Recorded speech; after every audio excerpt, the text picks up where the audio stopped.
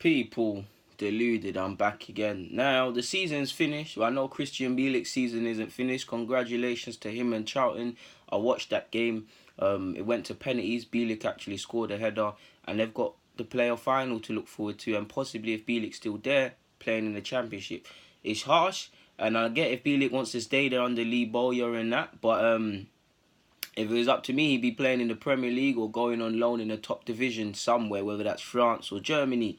But he's had a promising season. Nelson's had a good season on the face of it. A testing season with difficult periods, but a good season on the face of it. Emile obviously went on loan and a couple other players.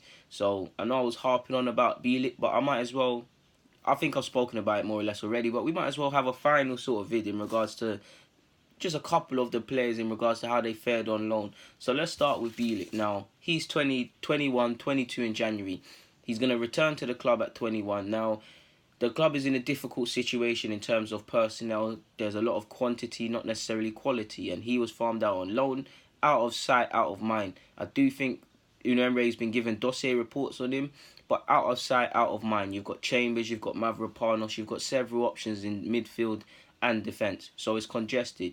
Emre has a lot to consider. Does he consider Bielik ready? I'm not too sure. So if I was Bielik and I'm not, you probably have to leave permanently or go somewhere where you can stop doing this, going on loan, playing 23s at Arsenal, going on loan sort of thing, set up shop, because I think he's good enough to do that. I think when people are not at the club, people need to calm it down, because I think Bielik's got a long way to go.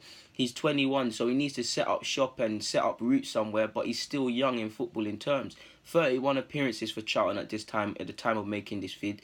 Good, because he's had a couple injuries, but the main thing, I was looking for Bielik to stay fit this whole campaign, because he gets into a bit of run of form, gets injured, and he's had a couple injuries, but he's managed to stay fit, man. And the Birmingham loan didn't really work out purely because of that, and it was promising. But like I said, man, I think people need to be careful and be easy with what they're saying, because Bielik, I think he needs to be, if he was to play for Arsenal next season, people need to understand he's going to make hella mistakes, and he's going to be made to pay for them, purely because when you look at Bielik, even if you look at him over these 2 games he's played in the playoff, or the game to get to the playoffs, he scored a good header, forgive me if I'm wrong, in the last game on Friday, or Saturday, whenever it was, Friday. Did well, bossed it in defensive mid. He's a very good ball player, good passes. He nutmegged someone and he did the roulette, forgive me if I'm wrong. But if you go and watch them highlight reels of them 2 incidents, as I said, go and look at what happened shortly after. He gives the ball away. Everyone gives the ball away, but it's about having standards. It's about staying switched on. I think his positioning is promising. He shows a willingness to get into position. He tracks back well. But I think it's about refining that. I think it's about that little bit of thinking 2, 3, 30 seconds before the incident has happened, and it doesn't seem like long, but in football that's long. One of the goals that they conceded, Charlton, it wasn't Bielik's fault, but I was purely as someone that just cares about Bielik, forgive me if I'm wrong on that Charlton side, and just looking at him, for one of the goals he does well to get back into position, but the guy who scores, he actually cons not only Bielik, the whole team, because nobody's looking behind their shoulders, and again, I only care about Bielik. Bielik's not looking over his shoulder, and he stays on side and he scores. So little things like that, I feel fans need to be easy with. Fans will give him a tough time when he loses the ball in the middle of the park and they go and score. Because like I said, Bielik has to be given, if he was to play, the platform to make mistakes, because he will. Like I said, he's a cerebral guy. I think he's very brave. I think he's very good at winning the ball back, and I think he's actually quite promising with being able to play at centre-half and defensive mid. I think what goes against him is that he's young enough to need time, but he's young enough to need to be given an opportunity. If you look at his comments last year in regards to him and Loanee, he said he didn't have a call, he didn't speak with the gaffer, and he was farmed out alone. So does Emre rate him? Mavropanos needs to get games. What happens with Chambers? What happens with several people on the books already before talking about Bielik? But like I said, man, he's gone up a level. I think, like I said, man, the only thing with Bielik is it's about refining him. It's about stop doing naive things at times, holding on to the ball that second too long, possibly, especially the last 5 to 10 minutes of either half, keeping your same qualities up, keeping switched on. It's just about, these are things relative to his age, my people, man. And I think that's all he needs, man. So I think he's good enough to be given a chance, but the sheer quantity of people is a delicate season. So he's got not only him, but him and a couple other young players at the club have to think long and hard about what they want to do over the next 2 seasons. But Bielik's my guy. Moving on from Bielik though, where's my other papers? Where's my other notes? You've got Emile. Now, Emile, obviously, it was a good season collectively for him, including Arsenal. He made 14 appearances, 4 in the Europa, and however much the others came. He's made 3 appearances in the Bundesliga. Literally nothing of significance. In fact, forgive me if I'm wrong, the only appearance, I didn't watch it, people, to be fair with you, but I seen he got 25-30 minutes against Werder Bremen in the last game for Leipzig. Now, he had a promising first half of the season. He was going on travelling with the first team in the Prem. He's obviously playing in Europa. He's scoring. He was playing from pre-season. He looked to be the one that was going to get chances. Injuries and chances never came. He showed bravery to follow Nelson and go to Leipzig on loan. Now, you'd be inclined to believe he's going to stay there for a longer period because he went there when he was injured and he's only made 3 appearances. So on the face of it, if you don't care about football or know anything about anything, you would say he's been there from January to May and he's not played. It's simple as. But you'd be inclined to believe he's going to stay there next season and play significantly. You've got Nagelsmann who was playing Nelson and that. Obviously not as much as we want to a degree at times, but he's got a young manager who will give chances and play attractive football. If Werner's still there and Poulsen and all of these players, there's a youngish Canute, a youngish sort of squad. Probably want to challenge for Europe to get into the Europa League or Champions League spots. So it'll be a very competitive environment for him to develop. He'll have to prove himself because no one's going to care that you're Emile Smith Rowe of Arsenal. You're just another player to the fans and the team, and you've got to show yourself. They wanted him permanently as well, so maybe it was a case of he's gonna acclimatise to the environment of Germany and things off the field and the training and stuff, and stay there next season. I'm inclined to believe he's gonna be there next season. He's 19 in July. Believe he's good enough to play here, but if he's not gonna be given game time, or if he wants to kind of be assured where he has more of a chance of playing week in, week out, then he's got to keep it moving and stay in Germany for another year, which away from football will develop him as a human being even more. I believe he's obviously come up as a winger at this club. He can fill in them positions as he has. For me, this is the next.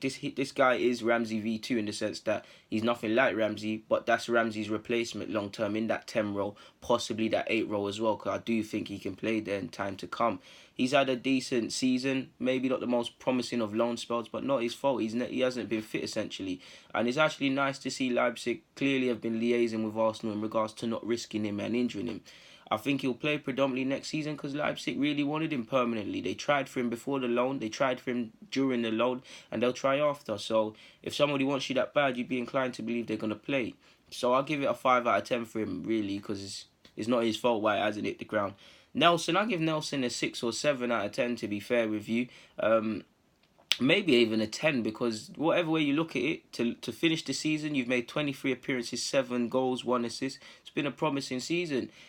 He was clearly unsure as to how much he was going to feature under Unai Emery, and he was told to go out on loan. So he probably faced the season with the occasional Europa League run and the occasional maybe appearance off the bench. He made 16 appearances for Arsenal. He's now made more for his loan club. So on that face, it's been backed up. He was going to play games. And regardless, this has made him better because he went to Germany. He had to start again under Nagelsmann.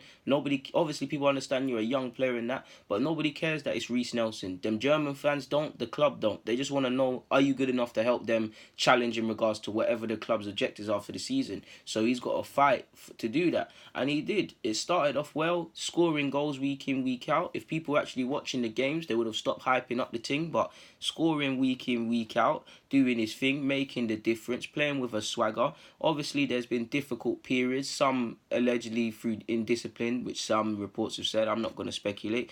But for me, he's had a couple of injuries which have kind of harmed him as well.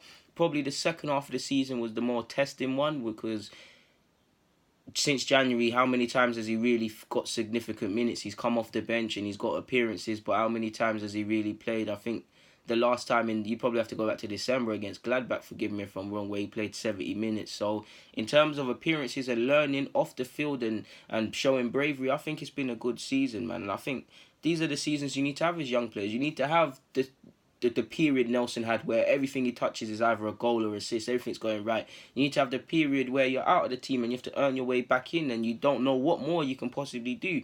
These sort of things make you stronger, and at 19 turning 20, coming through all of that and whatever he's learnt this season, away from his ability, he should have an even greater belief that he can make it at Arsenal and have his chest high. like I said, people, he's made 16 appearances for Arsenal and 23 appearances for Hoffenheim. I think Nelson's a bad boy footballer. I think him and Mill, probably Amici as well, Saka to a degree too. In fact, all four, best talent since Jack Wilshere. So I think collectively they're going to be good players here or elsewhere. I don't want people to put unnecessary expectations on Nelson. He's only played 23 times on loan and 16 for Arsenal. How many career appearances is that? We cannot expect 10 goals, 10 assists from him immediately. I think he can develop into that player and beyond. I think he should be given opportunities to play, a facility to make mistakes, because he's going to have... I want him to play next season, but there's going to be games he's underwhelming, games he's amazing, games he's putting in 30-yard strikes and free kicks and all the stuff we've seen Nelson and know he can do. But I feel fans are impatient. You look at Chelsea, not to big up Chelsea, put Chelsea and drop fans in it, because everyone. Callum Hudson-Odoi's had some good games for Chelsea, but people were banging on for him to play. He had a so poor game against Liverpool, and people can see why people should be easy. And then you saw people kind of, same ones that were kind of gassing him, were kind of hanging him out to dry. And I've seen that at Arsenal as well. If you really want Bielik and Mavropanos and Emile and Nelson to play, you need to factor in that, one, the team is going to be less competitive. Two, you don't know what you're going to get game by game with any of these players. As much as I love them, they're young men, respectively, developing in different aspects and at different rates and in different periods. We don't know what we're going to get game by game. And that's what they need to introduce into their game, a consistency, so that Unai Emery can say, all right, Nelson, all right, Emile, Mavropanos, I know you're going to give me a certain base level, so let me play you. But at the same time, we need to factor in that these lot will make mistakes. You saw it again. I call for Mavropanos all the time. Mistake against Palace for the free kick, and then obviously poor collective marking. Nelson, there'll be times he loses the ball up the opposition's half and they go on counter-attack and score. You've seen that with Mkhitaryan. Mavropanos, you've seen the red cards and whatnot. Bielik's concentration as well needs to improve. So we need to be easy. So, do you know what? I'll give him an 8 out of 10, man. I'll give him an 8. I think it's been a decent season. I'll give Bielik a 9 out of 10 as well. In fact, both of them 9s, man. Emile, I'll change it to a 7 because it's not really his fault. 6 or a 7. I'm not gonna lie, these are the only players I really care about that are on loan, to be fair with you, my guys, man. I know Matt Macy's gone out on loan, he's made 34 appearances. Just by reading what Plymouth fans have to say here and there, it looks like it's been an indifferent one of sorts, but 34 appearances, and he might even come back and be number 2 or number 3. Martinez had a decent season at Reading, as you lot know. Nwakwe, I can never say his name, highly rated. He went to Porto, didn't quite work out. 16 appearances in the Porto B side, and he's had some injuries as well, so it wasn't promising. Chambers obviously made 31 appearances for Fulham. That's what it's about, game in, game out. He's played a lot for Fulham and he's played a lot for Middlesbrough. Last season, I think he did all right against Atletico and Chelsea. But again, is he going to be a member of Unai Emery's side? He needs to have an honest conversation. I think if you're Chambers, if you're Bielik, Mavropanos to a degree as well, and a couple of the young players, you need to ask Unai Emery how you feature, because all of them have potential, but there's sheerly too much bodies. And this is before we talk about moving on and bringing people in. You need to look, all of these young players and people I haven't mentioned need to look out for themselves and really think over the next 18 months, how am I going to develop? Chambers isn't a kid anymore. He needs to go where he can play week in, week out. Again, difficult decisions that need to be had. But for me, I've done enough speaking, people. Guys, Deluded, I'm out.